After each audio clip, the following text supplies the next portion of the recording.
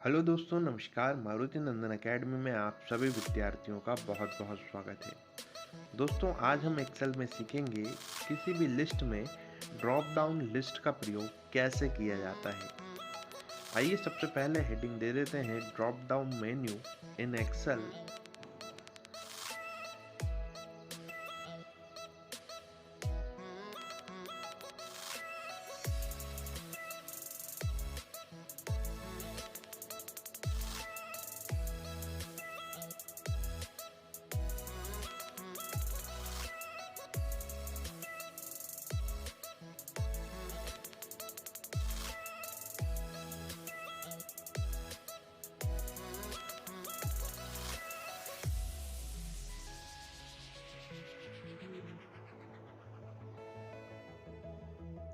यहाँ पर हमने serial number, name, class, course और कास्ट के रूप में डेटा तैयार किया है।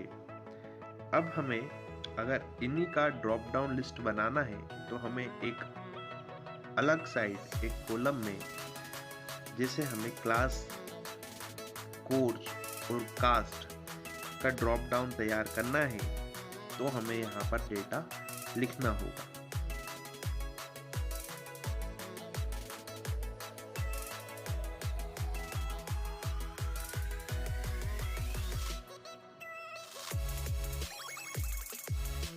क्लास में हम लिखेंगे क्लास 10th पास, 12th पास, ग्रेजुएट और पोस्ट ग्रेजुएट।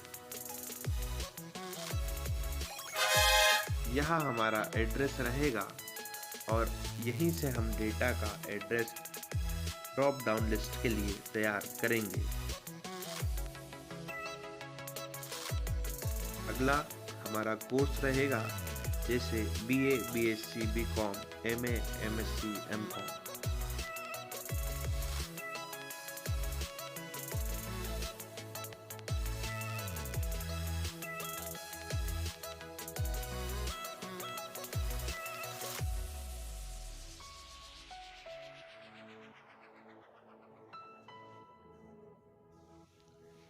अगले कॉलम में हम कास्ट का कॉलम बनाएंगे और लिखेंगे जनरल, OBC, ST, ST।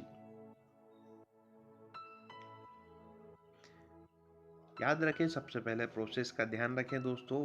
हमें जिस कॉलम में ड्रॉप डाउन लिस्ट तैयार करनी है, उस पूरे कॉलम को सिलेक्ट करना है। सिलेक्ट करने के बाद हमें डेटा पर जाना है।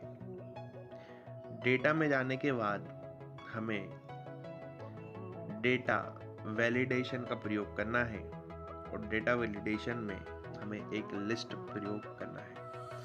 आइए सबसे पहले देखते हैं हम क्लास वाली कॉलम में कैसे हम ड्रॉप डाउन तैयार करेंगे। क्लास का कॉलम सिलेक्ट करा, डेटा पे गए, डेटा वैलिडेशन का प्रयोग किया और एनी वैल्यू की जगह हम सिलेक्ट करेंगे लिस्ट।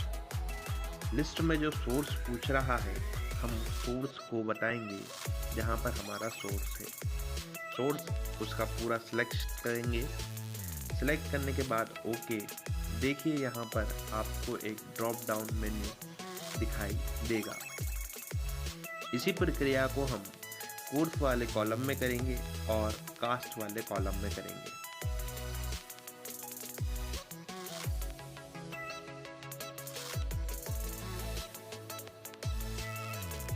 सबसे पहले कोर्स का कॉलम सिलेक्ट करेंगे, डेटा और उसके बाद डेटा वैलिडेशन के बाद लिस्ट, और लिस्ट के बाद जो सोर्स रहा गया उस पे सिलेक्ट करेंगे। ओके करने के बाद आप देख सकते हैं कि कोर्स में भी हमें ड्रॉप डाउन लिस्ट मिल गई है।